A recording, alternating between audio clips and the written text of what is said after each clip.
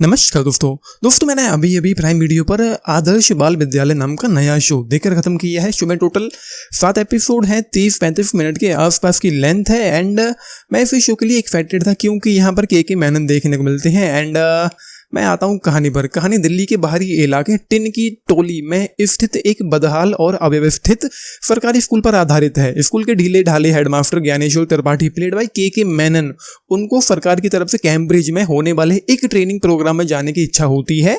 इस ट्रिप को पाने के लिए वे स्कूल का कायाकल्प करने में जुट जाते हैं। इसके लिए वे अलग अलग सोच और मिजाज वाले शिक्षकों की एक टीम बनाते हैं, जिसके बाद स्कूल में कुछ हास्यास्पद चीजें होती हैं, कुछ हास्यास्पद स्थितियां पैदा होती हैं।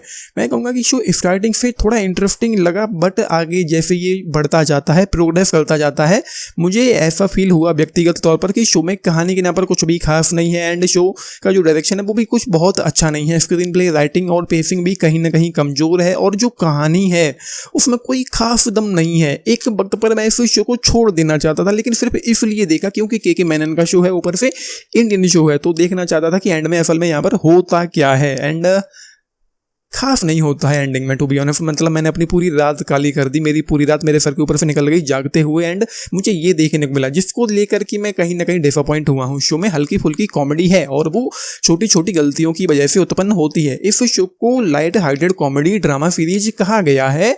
एंड वो कुछ जगह ठीक ठाक लगती है, लेकिन कॉमेडी कोई उतनी खास अच्छी नहीं है कि मतलब मजा आ जाए। एंड इस शो में इमोशनल इम्पैक्ट भी कोई खास अच्छा नहीं है। हम किरदारों में अच्छे से इमोशनली इन्वेस्ट नहीं हो पाते हैं। कैरेक्टर्स भी इस शो के कुछ खास अच्छे नहीं है, ना तो मैं उनमें इन्वेस्ट हो पाया और ना ही इमोशनली हमारे ऊपर उनका कोई खास इम्पैक्ट पड़ पाता है। और जैसा कि मैंने कहा, बीच बीच में ड्रॉप कर देने का भी मन होता था मेरा इस शो को देखते हुए। एंड इस शो में लीड कैरेक्टर में लीड रोल में के मेनन है, लेकिन उनसे कहीं ज्यादा इंटरेस्टिंग कैरेक्टर मुझे इस शो में अभिमन्यु सिंह का लगा।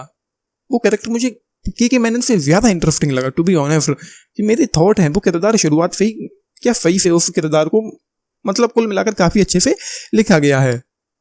ओवरऑल ये शो है एक मैं कहूँगा कि ब्लू एवरेज सा शो है, जो शायद वो कुछ अच्छा करना चाह रहे होंगे लेकिन नहीं हो पाया। Writing, pacing, screen play, treatment के लिहाज से कमजोर है। कोई खास एक्साइटमेंट नहीं है, कुछ भी ऐसा फील नहीं आता है। ट्रीटमेंट को लेकर कोई ऐसा पोटेंशियल भी दिखाई नहीं पड़ता है कि इस शो में आगे चल करके चीज़ें अच्छी हो सकती हैं।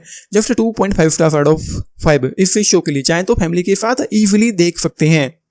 आपने देखा है, देख रहे हैं, अपने टेक्स्ट जरूर लिख के बताना। बाकी इससे ज़्यादा मेरे पास इस शो के बारे में कहने के लिए कुछ भी खास नहीं है। सिर्फ टाइम पास करना चाहें तो ही कंसिडर करना, अदरवाइज इसके भी किया जाना चाहिए।